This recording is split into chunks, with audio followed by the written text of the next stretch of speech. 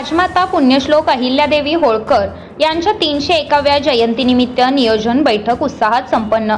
जयंती committee अध्यक्षपदी उपमहापौर गजानन मगदुम यांची निवड। पुण्यश्लोक राजमाता अहिल्यादेवी होळकर स्मारक येथे जयंती उत्सव नियोजन बैठकीचे आयोजन करण्यात आले। बैठकीत जयंती उत्सव यशस्वीरित्या पार पाडण्यासाठी विविध विषयांवर सविस्तर चर्चा करून नियोजन करण्यात आले।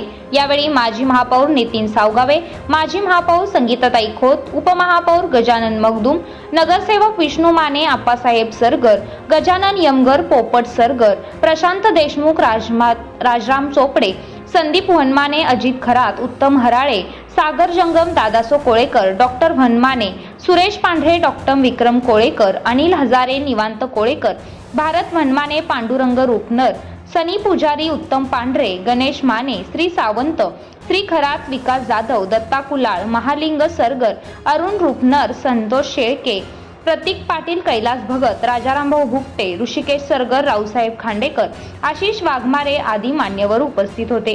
पुण्यश्लोक राजमाता अहिल्यादेवी होळकर जयंती उत्सव समिती 2026 ची निवड पुढील प्रमाणे करण्यात आली। अध्यक्ष उपमहापौर गजानन मगदुम, उपाध्यक्ष पोपट सरगर, कार्याध्यक्ष अनिल हजारे, सचिव प्रशांत देशमुख, खजिनदार अजित खरात। यावेळी उपस्थित मान्यवरांनी उपमहापौर गजानन मगदुम यांची अध्यक्षपदी निवड झाल्याबद्दल अभिनंदन करून शुभेच्छा दिल्या।